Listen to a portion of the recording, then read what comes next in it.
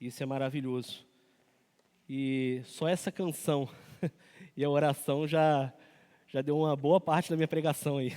É bom demais quando as coisas vão se encaixando assim, isso é perfeito e Deus é maravilhoso. Meus irmãos, quero convidar vocês para estar abrindo a Bíblia em 1 Coríntios 7. Vamos estar lendo 17 até o 24.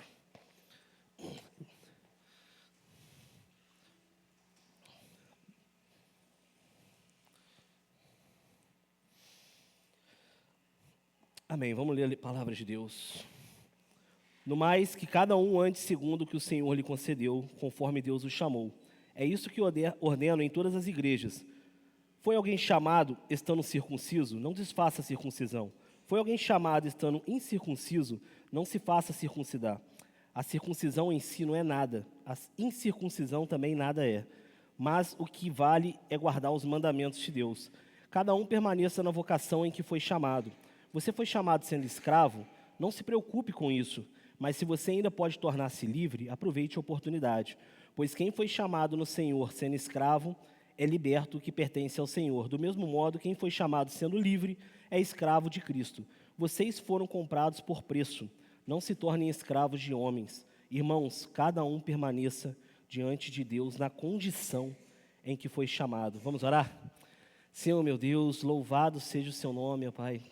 Ó Pai, nascemos e vivemos para te adorar, ó Pai. Nos perdoa quantas vezes falhamos nesse propósito, ó Pai.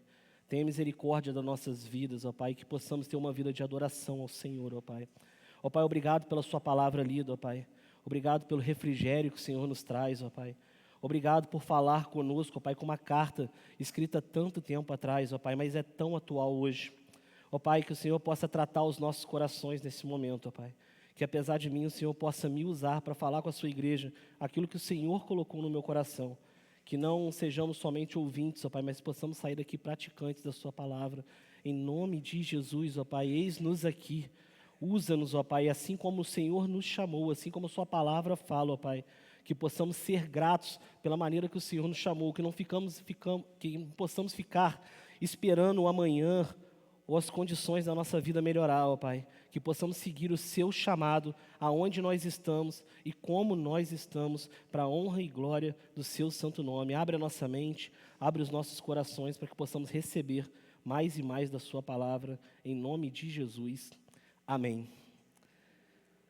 Vamos lá, essa carta é uma carta que a gente tem brincado muito assim, que ela tem umas palavras muito duras. E hoje foi uma palavra um pouco mais tranquila. Eu falei, nossa, até que enfim. Que tem umas mensagens que pega assim, a gente fica até meio, caramba, bateu com força, hein? Como é que a gente vai passar isso agora de outra forma? Hoje essa mensagem assim é um pouco mais macia, mas ela também nos confronta. E esse é o bom do Evangelho, porque quando nós somos confrontados, nós temos a oportunidade de mudar. Isso que é o legal do Evangelho. E uma palavra que foi escrita há mais de 2000 anos atrás, ela ecoa nos nossos corações hoje.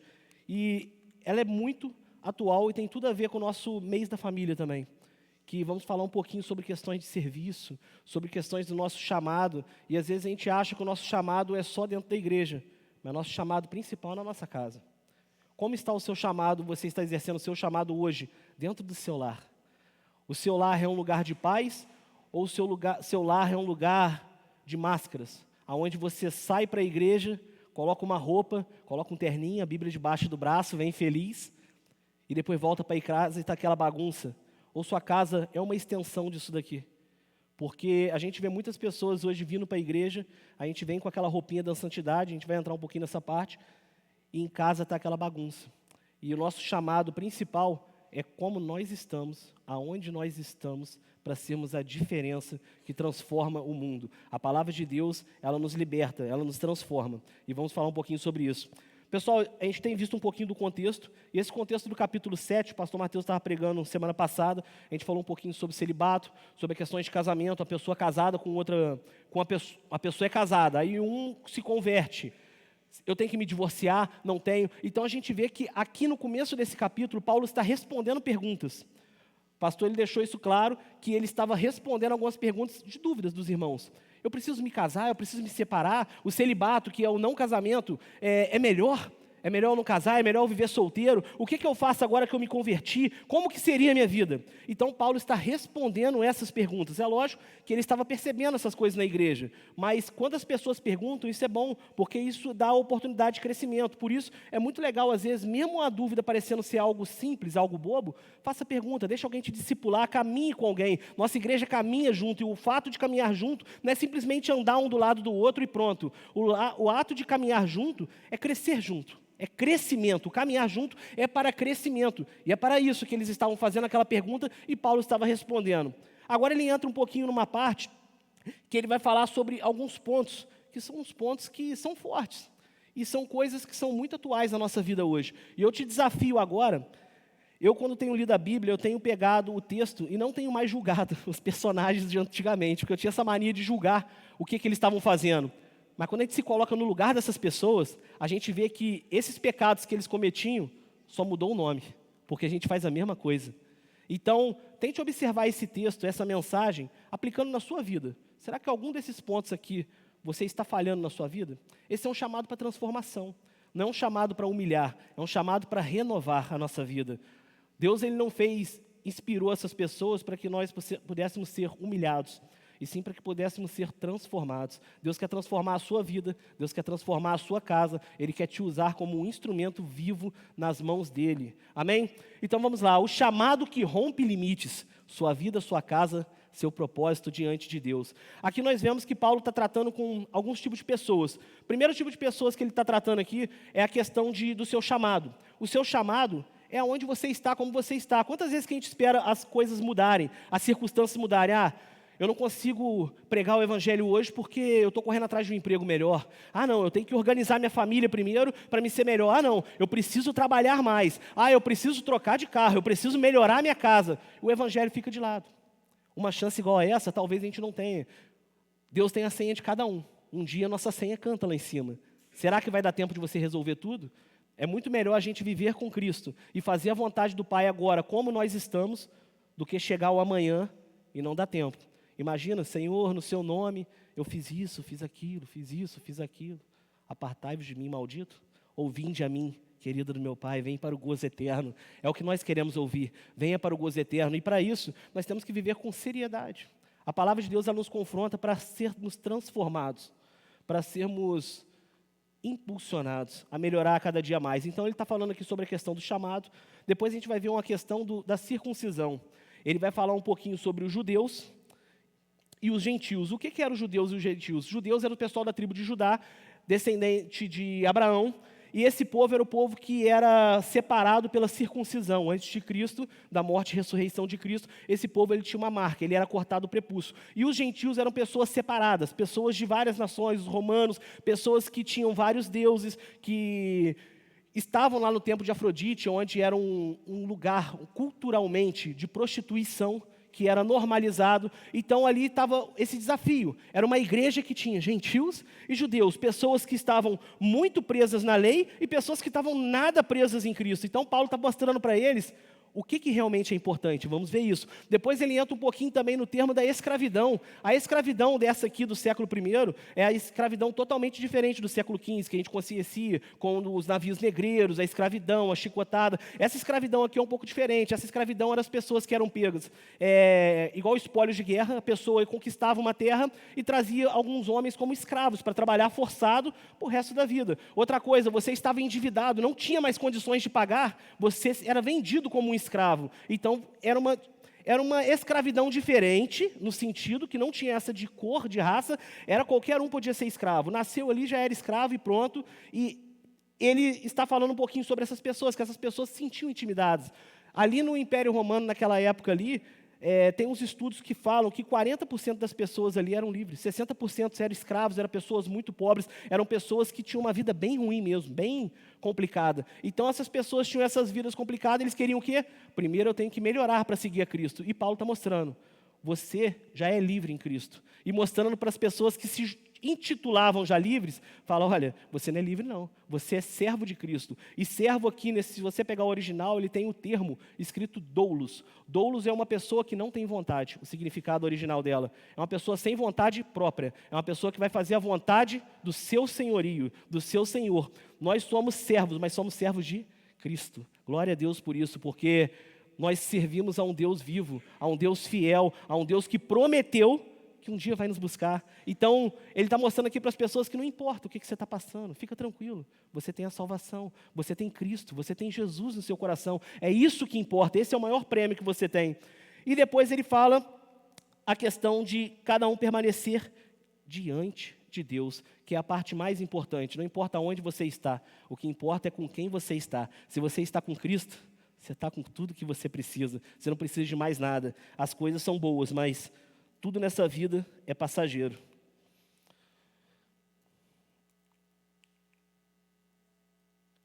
Foi. Deus não muda as circunstâncias para te amar. Ele te ama para te transformar dentro das circunstâncias. Isso é lindo, porque às vezes a gente espera mudança de circunstâncias para que a gente possa achar que Deus nos ama. Ah não, Deus, se Ele me ama, Ele tem que mudar a minha vida. Mas não é assim. Deus, Ele te ama tanto que Ele muda a circunstância que está ao seu redor. Às vezes a gente está reclamando do nosso emprego, às vezes a gente reclama da família, a gente reclama de N coisas, mas deixa Deus te usar, deixa Deus te transformar onde você está. Ele não vai transformar a sua casa, Ele vai transformar você, e através da sua transformação, você vai transformar toda a sua casa, porque o Evangelho é assim, ele contagia. Quando um é servo de Cristo, toda a casa está sob a bênção de Deus. Mateus falou isso semana passada. Se o marido, ele é um cristão, está sobre a bênção de Deus ali, a família está sobre aquela proteção espiritual. Não que eles vão ser salvos, salvação é individual, mas eles estão sobre proteção espiritual, isso é maravilhoso. E vamos seguir, que o nosso tempo segue. Primeiro ponto que eu quero falar com vocês, irmãos, eu dei um parecer aqui rápido, nessa introdução, só para a gente já ter uma noção, para a gente conseguir dar uma corrida aí. O chamado que te posiciona acima das circunstâncias, sua condição não define seu chamado, é seu chamado que redefine sua condição, isso é lindo. A sua condição que você está hoje, ela não quer dizer nada com o seu chamado. Às vezes você fala, eu queria muito pregar, mas como que eu vou lá pregar para as pessoas lá fora se eu não tenho um carro? Se eu não tenho uma condição? Às vezes a gente pensa muito no lá fora, a gente pensa muito nas circunstâncias. Mas como está a sua casa hoje? A gente tem a mania de ficar inventando desculpa. Eu não posso pregar, eu não posso fazer isso, eu não posso fazer aquilo. E Paulo está te fazendo um convite. Que cada um ande segundo o que o Senhor lhe concedeu, conforme Deus o chamou. Deus te chamou para ser um diferencial aonde você está. Ele não quer te mandar para o Japão, Ele pode te mandar para o Japão, mas Ele quer te transformar na sua casa. A gente pega tanto o fato de querer fazer o melhor dentro da igreja, de querer fazer tudo, abraçar a igreja, a gente tem essa mania. E às vezes a gente coloca até a própria igreja, cuidado com isso, como uma idolatria. Nós amamos muito mais a igreja do que o Deus da nossa igreja. A gente ama muito mais o nosso título e o nosso posto do que aquela pessoa, o ser, o Deus poderoso que nos colocou no lugar que nós estamos. E às vezes a gente deixa a nossa família, que é o nosso primeiro ministério, para lá. Às vezes a gente tem visto pessoas que crescem e têm raiva da igreja, porque as pessoas se apegam tanto à igreja e esquecem a família, que é o primeiro ministério. E nós estamos no mês da família, e nós estamos vendo a questão de crescimento familiar, o quão importante é. Eu e minha casa serviremos ao Senhor. Isso é importante. Às vezes o mundo está seguindo os deuses. E às vezes dentro da igreja e tem falsos deuses. Isso aqui, celular, rouba a nossa atenção. Televisão, o nosso emprego. Às vezes os nossos afazeres. Muitas coisas estão roubando o nosso tempo de prioridade com Deus. Nós não estamos dando tempo de qualidade com Cristo. E Paulo está chamando a gente, não é para quando mudar as coisas, é para você mudar. Depois que você é transformado, a sua casa vai ser transformada, pode crer, creia nisso. Se seu cônjuge hoje não é transformado, se seu filho, seu neto ou seu pai, hoje ele não tem um coração em Cristo, deixa Deus te transformar, que você vai ser um canal de bênção. Não pense em pregar para todo mundo, pregue sim para todo mundo, mas transforme primeiro o seu lar, porque quando você tem um seu lar transformado, é mais fácil você pregar para o seu vizinho. Quando é dois, é mais fácil do que um. Quando seu vizinho olha para a sua casa e fala, poxa, que casa abençoada, ele começa a querer um pouquinho daquilo. Fala, poxa, o Filipinho está passando por um monte de aperto ali, o cara está rindo, está feliz. O que tem ali nele? É Cristo. As pessoas começam a observar isso. Então, o melhor lugar de se pregar o Evangelho é aonde você está, como você está. E isso é legal que hoje nós vemos que um grande mal do século É a questão da ansiedade, é a questão da depressão, é a questão do suicídio, que as pessoas estão se acometendo a essas coisas. E a neurociência explica uma coisa, que é a questão da identidade. Uma pessoa, quando ela não tem sua identidade formada e ela depende da opinião dos outros, isso aumenta o nível de cortisol e ansiedade e depressão no cérebro. Desculpa, eu estava lendo que a palavra é difícil. Mas ele aumenta o nível de cortisol quando você depende do que o outro acha da sua vida. Quando você tenta se posicionar, não, eu tenho que fazer isso, não, eu tenho que melhorar, não, eu tenho que mudar de emprego, não, eu tenho que mudar de carro. Irmão, Deus te deu o melhor que você tem. Ele te deu a vida dele. Ele te colocou aonde você está, Ele te deu a sua família, Ele te deu o seu carrinho, Ele te deu sua bicicleta, Ele te deu suas pernas, se você não tiver nada disso. Te deu condições de pegar um ônibus, te deu condição de caminhar. E quando nós reconhecemos isso, que Deus nos deu tudo, nós temos um coração grato, nós conseguimos não ter tanta ansiedade, nós somos mais felizes, porque isso mexe no córtex pré-frontal da nossa mente. E isso ativa essas situações. Isso é muito legal. Esses dias eu estava gripado, falei para a Cristiane que eu não sou de ficar gripado, eu não sou de ficar doente. E eu doente, não recuperava, tomando remédio um atrás do outro, e eu estava triste. Eu estava numa semana mal. Ou seja, o meu emocional atrapalhou o meu corpo de se recuperar, olha só. O meu emocional estava atrapalhando eu de ser curado. Porque sempre em um dia, 2 dias, eu estou bem, estou trabalhando normal, e eu fiquei mal um tempo. Olha só o que Cristo, Paulo está mostrando aqui, sendo inspirado por Cristo, que quando nós entendemos o nosso chamado, o nosso lugar, isso é muito além do que você só pregar o Evangelho. Isso é uma fórmula mágica de você ser feliz. Um coração grato atrai coisas boas. Aí você fala, então é mágica, eu vou atrair sempre coisas boas porque eu tenho um coração grato. Não, você começa a agradecer pelas coisas que você tem. E você consegue viver um pouco mais feliz. O centro da vontade de Deus é o lugar mais seguro da terra. Quer um lugar seguro? Quer um lugar bom? É na vontade de Deus. Você já viu essas pessoas que são perseguidas lá fora, que às vezes a pessoa aponta uma arma para a esposa do cara e fala, nega Jesus ou morre. A pessoa não nega Jesus, porque ele está no centro da vontade de Deus. Ele sabe que não tem segurança maior, porque ele sabe que a esposa dele pode cair ali agora. Mas ele sabe para onde que ela vai. Por isso que é muito bom, meus irmãos, você sempre estar na presença de Deus. Além disso, te dá a certeza de que você vai para um lugar bom. Você já viu quando a gente vai num velório de crente? Você vê que as pessoas estão tristes de saudade, mas não está desesperada, porque você fala, poxa, esse aqui combateu um bom combate. Essa pessoa, você dá uma paz para a pessoa, porque a pessoa está tranquila, não sabe que você estava na gandaia, na bagunça, a pessoa não tem aquela dúvida. Então, o centro da vontade de Deus é o lugar mais seguro da terra, porque é o lugar que um dia você vai ver o Mestre voltando para te trazer de volta e te levar para onde você realmente precisa estar, que é junto com Cristo. Marcas que realmente importam, não é a marca no corpo, é a marca na alma. Essa parte é muito forte, porque ali eles estavam falando a questão da circuncisão. Então, as pessoas que eram circuncisas, os judeus, eles acreditavam que eles eram melhor. E os gentios, que já tinham, aquelas pessoas tinham muita adoração ao corpo, tinha adoração à imagem, aquelas coisas, eles achavam que aquela mutilação era algo de vergonha. Fala, você está doido? Vou me cortar, vou me marcar, vou me mutilar. Hoje em dia não é assim também. Quantas pessoas acham que às vezes o sofrimento vai aproximar ela de Cristo, que tem que sofrer, que tem que se mutilar, que tem que se marcar para que Cristo possa te enxergar, e não é assim que funciona. Paulo está mostrando exatamente sobre isso. Se você é incircunciso, você não precisa ficar tirando onda com o outro. E se você também não é, você também não tem que tirar onda com o outro, porque Deus, Ele não se importa com as suas marcas ou a falta de marca. A verdadeira circuncisão que você tem que pensar que você tem, é a que foi feita no seu coração. Um dia Jesus, Ele veio para essa terra, um dia Ele sofreu o que era para nós sofrermos, um dia Ele estava naquela cruz sendo castigado, cuspido, maltratado, humilhado, e Ele morreu.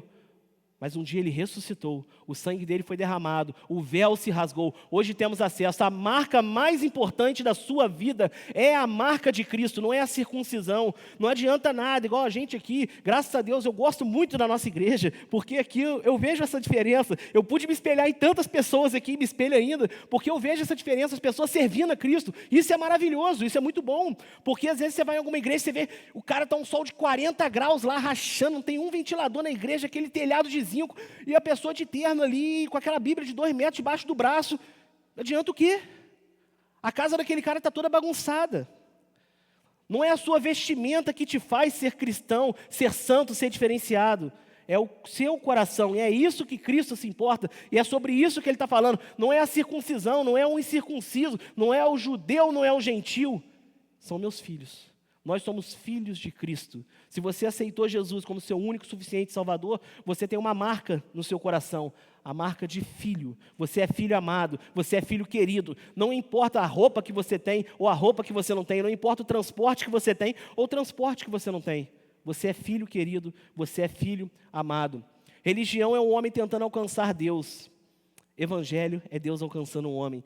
Religião é quando a gente tenta colocar roupinhas, fazer teatro, fazer um monte de arrumações, sendo que a gente não tem Deus de verdade no coração. Já evangelho, por mais que essa palavra evangelho e evangélico seja uma palavra banalizada hoje em dia, porque muitas pessoas se dizem cristãos, se dizem evangélicos, mas não dão um exemplo de evangélico de verdade, essa palavra é muito forte quando ela é vivida na íntegra. Evangelho é quando Deus alcança um homem. Se Deus já alcançou você, homem, você mulher, criança, idoso, não importa. Você vive o verdadeiro evangelho. Isso é o evangelho, porque quando você tenta ser uma pessoa religiosa, você vive debaixo de regras. Você vive como povo judeu. Você vive crendo na Torá. Falar, então as regras é que me salvam, e não é isso. Nós somos salvos pela graça. Temos que viver sim, conforme a Bíblia manda, conforme o nosso mandamento. Só que não é isso que vai te fazer ser salvo ou menos salvo. O que te faz salvo é crer no Senhor Jesus como seu único e suficiente Salvador. E quem crê no Senhor Jesus é uma pessoa que foi alcançada por Cristo. E quem foi alcançado por Cristo, vive para Cristo. Porque quando você ama uma pessoa, você não tenta magoar aquela pessoa. Você faz sempre o seu melhor, busca fazer o seu melhor em todo o tempo. Depois, quebrando as correntes invisíveis da vida, você é livre, mas só quando entende quem te comprou.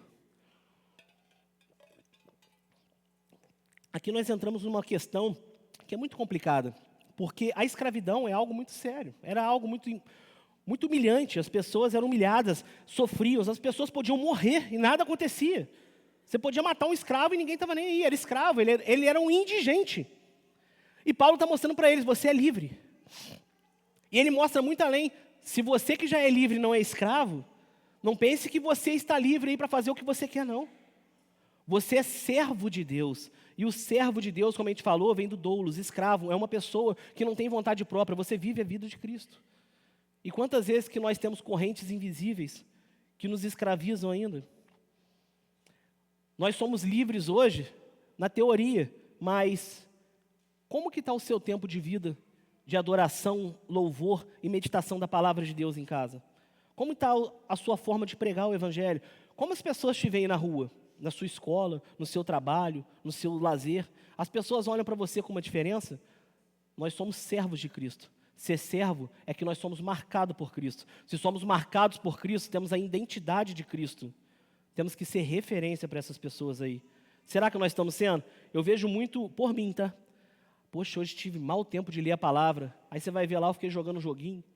Fiquei fazendo estudos que tem nada a ver, acompanhando coisas que não vai me edificar em nada. Fiquei vendo 2, 3 horas de televisão em série. Fiquei fazendo coisas que não edificam. Às vezes a gente olha assim e acha que nós não somos escravos, mas estamos sendo escravizados pela nossa própria mente. A nossa mente é o que mais escraviza. Se você tomar um tapa de uma pessoa hoje, isso a ciência comprova, você sente uma dor num certo período.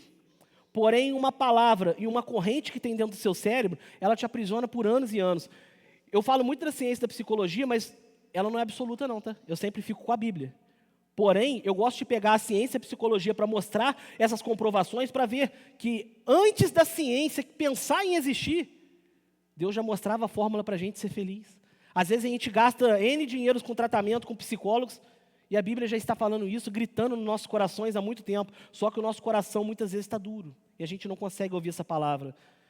A pior corrente que nos aprisiona é a nossa mente. Quando você tem uma prisão na sua cabeça, você não consegue viver feliz, você não consegue ser feliz. E Paulo está mostrando exatamente sobre isso, para você ser livre. Aqui ele faz o panorama, realmente ele está falando aqui sobre questão de escravidão, mas eu estou colocando no dia de hoje, a escravidão que nos pega é a escravidão mental. Eu tenho que ter um emprego melhor, eu tenho que ter um carro melhor, eu tenho que ter uma casa melhor, a minha família às vezes não é muito boa, a gente tem muita mania de olhar para a grama do vizinho e não consegue olhar para a nossa própria casa. Deus te deu dons, talentos, para você ser bênção aonde você está.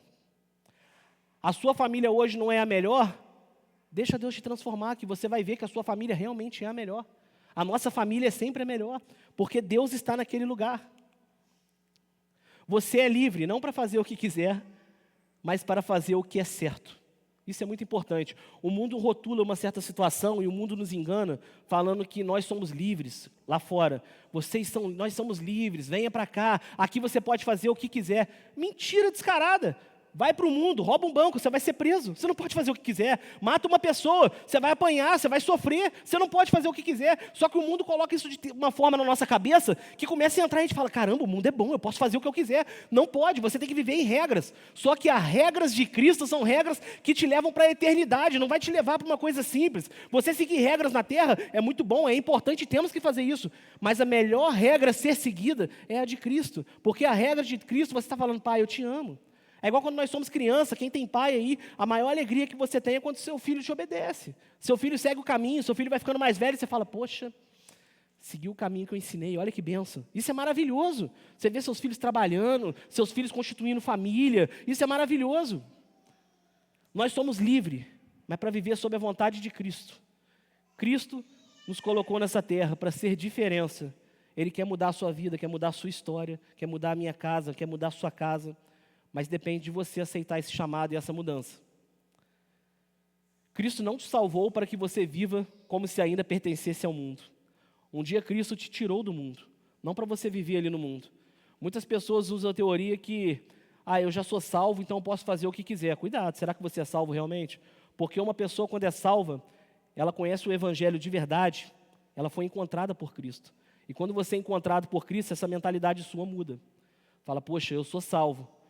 O que eu posso fazer para Cristo?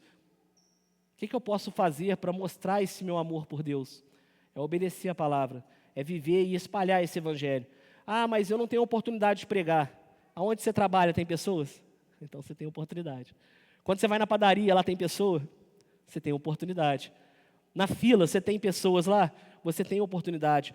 Cristo te chamou para você não ficar no mundo, Ele te tirou do mundo. E não somente para te tirar do mundo, mas que para você possa tirar outras pessoas também do mundo. E partindo para o nosso final e a conclusão desse texto, o chamado supremo, viver diante de Deus. O lugar certo não é o endereço. O lugar certo é a presença de Deus. Às vezes a gente acha que o lugar certo é aqui dentro do templo. Muito bom, aqui é certo, é um lugar maravilhoso. Eu amo estar aqui.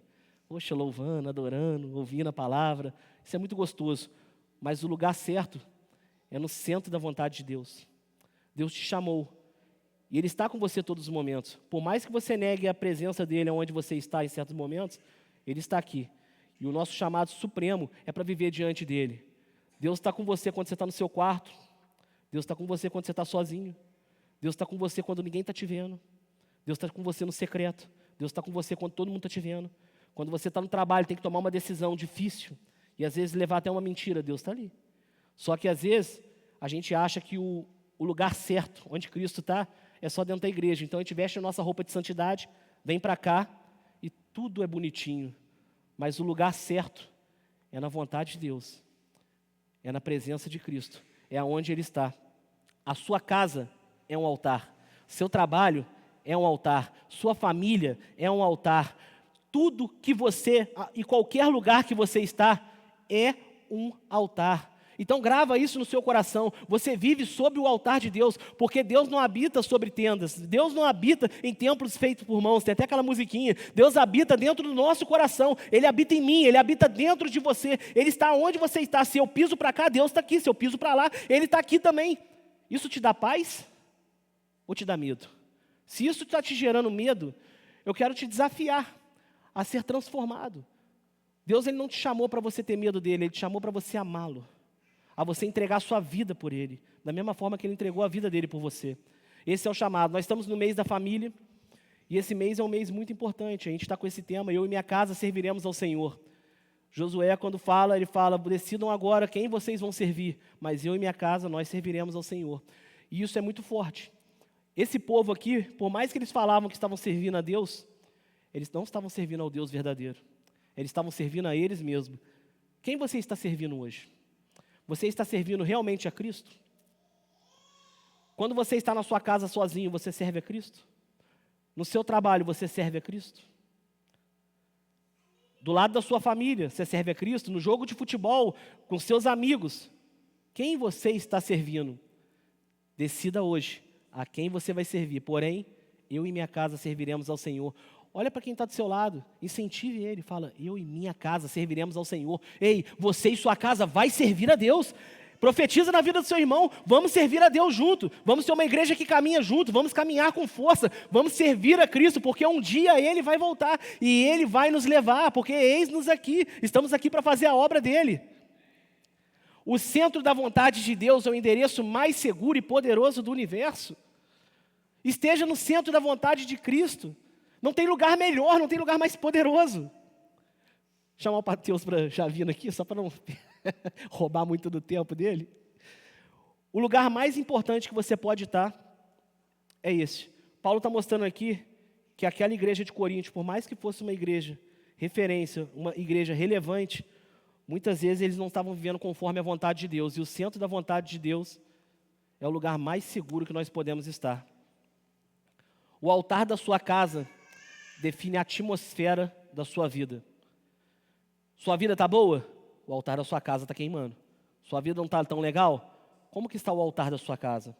Então que a gente possa verificar isso, que possamos estar sendo transformados, que essa palavra possa vir de encontro com os nossos corações e que possamos ir daqui não com olhares julgadores, mas com olhares redimidos, quebrantados e olhando para Cristo. Vamos orar? Coloca a mão no seu coração nesse momento. Você tem servido a Cristo aonde você está? Sua casa é um altar, os lugares secretos da sua casa, aquele lugar às vezes que já aconteceu algum pecado, será que lá não pode ser um altar de Cristo hoje, agora?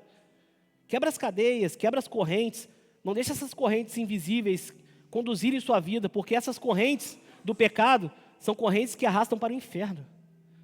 Mas Deus, com seu sangue, com a sua morte e ressurreição, Ele não somente abriu o cadeado, Ele quebrou as correntes, e hoje é dia que Ele pode quebrar a corrente da sua vida. Então coloca a mão no seu coração e vai confessando a Cristo. Não confesse para ninguém, confesse para Cristo neste momento. Peça para Ele te perdoar, para Ele te transformar, e que você saia daqui queimando esse altar, que a chama, a brasa da sua vida possa estar acesa e queimando como nunca queimou em toda a sua vida, em nome de Jesus. Senhor, meu Deus, meu Pai, obrigado, ó Pai, louvado seja o seu nome pela sua palavra, ó Pai, obrigado por nos despertar, ó Pai, obrigado por nos acordar, ó Pai, obrigado por ser um Deus zeloso, bondoso, que nos ama, ó Pai. Nesse momento, ó Pai, estamos aqui, ó Pai, eis-nos aqui, ó Pai, quebra as cadeias, ó Pai, quebra as correntes, ó Pai, liberta-nos, ó Pai, não queremos ter marcas superficiais, ó Pai, não queremos ser escravos, ó Pai, porque nós temos a sua marca, a marca da promessa, a marca da aliança, o seu sangue derramado naquela cruz, ó Pai, que nos limpa, nos transforma e nos salva, ó Pai. Obrigado, ó Pai, que o seu sangue, ó Pai, que um dia já nos lavou, que continue nos lavando para toda a vida, até que o Senhor venha, ó Pai. Nesse momento te pedimos, ó Pai, que o Senhor vá nos cantos mais obscuros da nossa vida, aqueles cantinhos mais secretos, ó Pai, que o Senhor possa invadir estes lugares, ó Pai, para que este lugar seja um lugar de bênção, que esse lugar seja altar, e que toda vez que entrarmos em qualquer lugar, que possamos entender que aonde nós estamos é altar do Senhor, porque o Senhor habita dentro dos nossos corações, ó Pai. Muito obrigado, ó Pai, louvado seja o seu nome, ó Pai. Obrigado pela salvação em Cristo, obrigado por nos escolher, obrigado por nos chamar e obrigado por nos colocar no centro da sua vontade. Ó Pai, perdoa os nossos pecados. Nesse momento te pedimos, ó Pai, que vai transformando vidas, vai curando lares, vai restabelecendo altares, em nome de Jesus. É o que te pedimos e agradecemos com perdão dos nossos pecados. Amém.